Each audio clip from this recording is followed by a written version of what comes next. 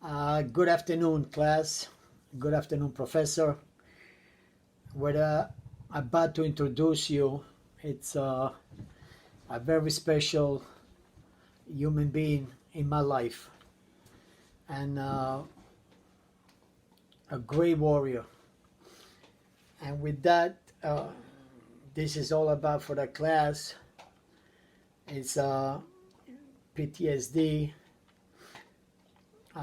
veteran courts, criminal, drugs and alcohol, uh, only in one person's life. And what I'm trying to say is that anybody could recover from trauma and from the trials and tribulations that life throws at us. And with that, I'm going to introduce my brother Brian, he's a veteran, and he's going to take it from here. Thank you. How you doing? My name's Brian. I'm an alcoholic and a drug addict. Give you just a little bit about my history. I was born to an alcoholic family. My father was an alcoholic and a degenerate gambler, and my house was kind of chaotic most of my childhood. I spent the majority of the time at friends' houses, and I was very athletic as a kid. So I was always out. I was playing sports. I was a Regents Honor Roll student, starting 3 sports in high school. And my parents pulled me out of Catholic high school because my father's gambling. He couldn't afford to keep me in Catholic high school, and I went into public high school, and I fell off a cliff. I didn't see it coming. Nobody seen it coming. I smoked weed for the first time, and within a week, I was selling weed in school. That same year, my father bought a bar, and I started working at the bar at 15 years old. And I was the youngest one in there by far, and everybody around me was doing a lot of cocaine and a lot of drinking. And what I believed at that time was the time of my life. I loved it. I was making a lot of money. I was meeting a lot of girls. I was doing a lot of drugs, and I thought I was having fun. 17 years old, my one of the people came into the bar. We went outside, smoked crack with him, not knowing really what I was doing, other than he said, "Try this," and life as I knew it was over. By the time 17 years old was over, I was in and out of probably 5 rehabs. Dropped out of high school. Came back. My father made a phone call. I got in a local 3 electricians, and I was working the bar. I was working in the city, and I was making probably $1,000 a weekend in the bar, plus working in the city. And come Monday morning, I was grubbing cigarettes. I mean, that was how I used and abused drugs.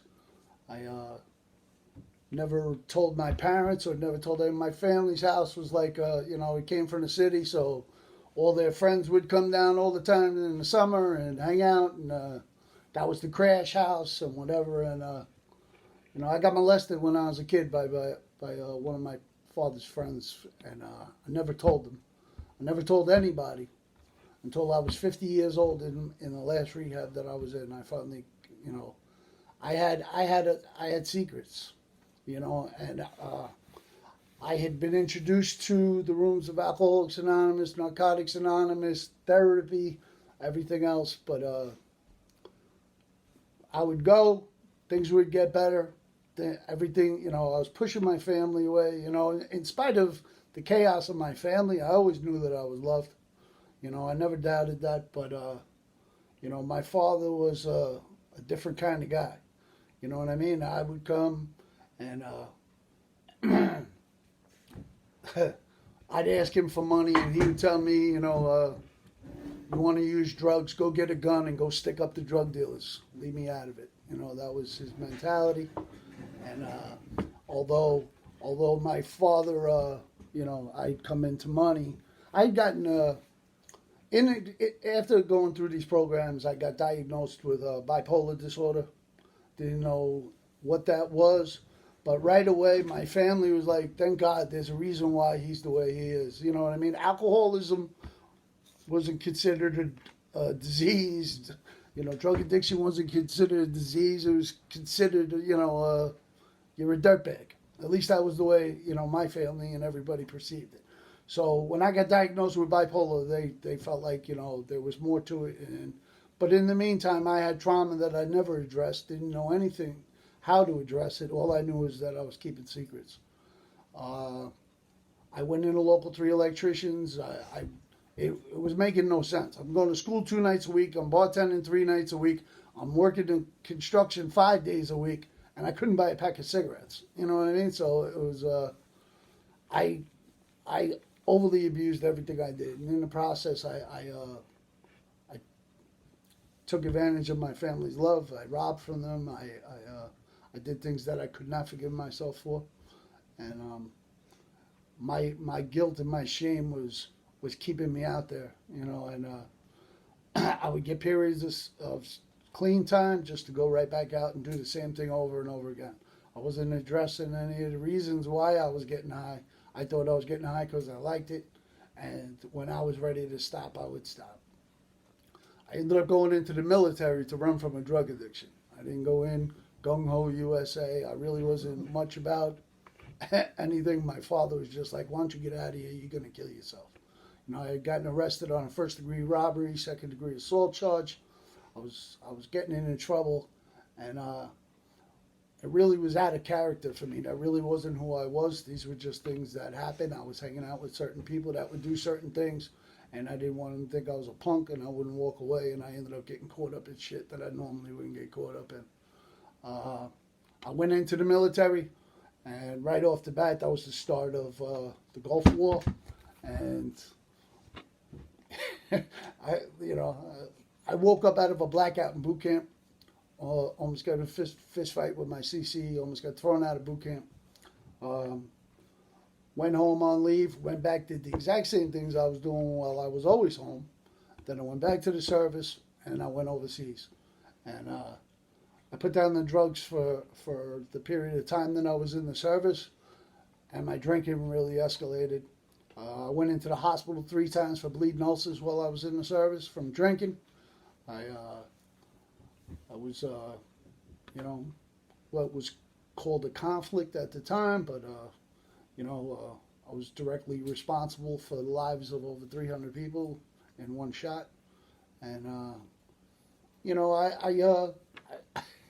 I went from like getting high in Queens and in the Bronx and running around in places that nobody belongs, fearless, and then the next thing I know, I'm in Iraq, and it was like a blink of an eye, But I always was thinking about home. I've been dating my wife since we were 12 years old, and she was waiting for me, and I went back home, and I went back to work in the bar. I went back to the local 3 electricians, and I'd gotten arrested while I was overseas, and there were repercussions of that I'm still not comfortable talking about, but needless to say, I had PTSD on more than one issue. Being molested as a kid, and then what happened when I got arrested. So I had a lot of secrets, and I came home and I didn't tell anybody. I never told anybody these things. I went in and out of rehabs, and I didn't tell my therapist. They tried it. I started to understand things more and more because I would read and I would, do suggestions in the program. But when it came to doing a soul-searching moral inventory, I was ashamed of who I was looking at in the mirror, and I couldn't accept it. And I was afraid if you knew who I was or what I've done, you wouldn't like me. So I chose to keep those secrets to myself till I was 50 years old. So, I know today that there was a huge freedom in going through that process and letting somebody know what happened to me and what was going on. But it took me a very long time and a lot of disappointment and a lot of heartbreak to myself and my family. And you know, I got my wife pregnant when I was 28 years old, and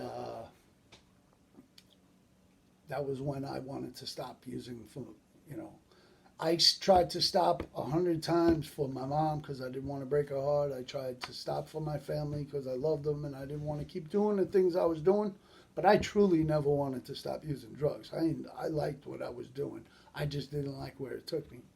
And when I got her, when you know, we ended up getting on a plane, going to Vegas, and getting married, and came home, and she put me out probably a week after we got home, and I didn't even pick up any drugs, and I was like, "What's going on?" You know, and heartbreak just followed for the rest of my life because you know, I never went away.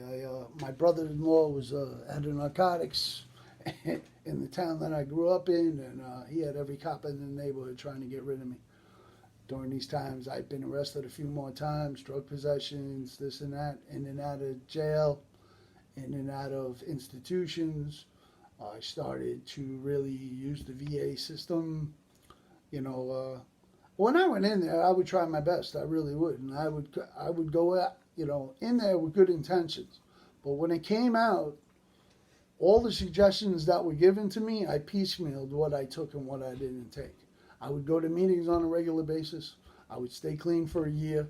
My wife would still break my chops and not let me see my kids, you know, unless I had my mother babysitting me.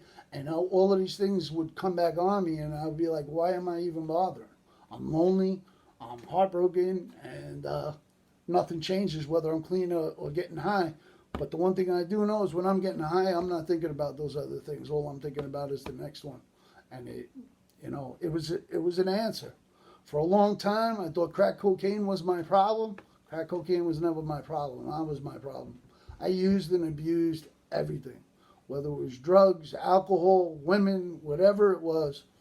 I took it, you know, I used it to the fullest because it filled a void, you know, and it took a long time for me to learn these things. You know, people like Sal's, you know, me and him have been friends for a very long time. We've known each other for over 20 years. But when I came back and I felt like, you know, I tried to be the best father I could be to my kids, and I always remained close with my kids. But me and my wife were never got, you know, we didn't even communicate. Once they got old enough, my son moved in with me when he was 15 years old, and then so he came, so she came. He caught us sleeping together. He flipped out. He left, she left, and I was left alone. And this was like with a year and a half sober, and I relapsed. You know, I was always doing it because I wanted my family. And when they would come and they would go, depending on what was going on, whether I was using or not, you know, I had built up such walls with them that, you know, for their ability to trust me was like non-existent. So it didn't matter. I was clean for a year and a half. They were waiting for the other shoe to drop.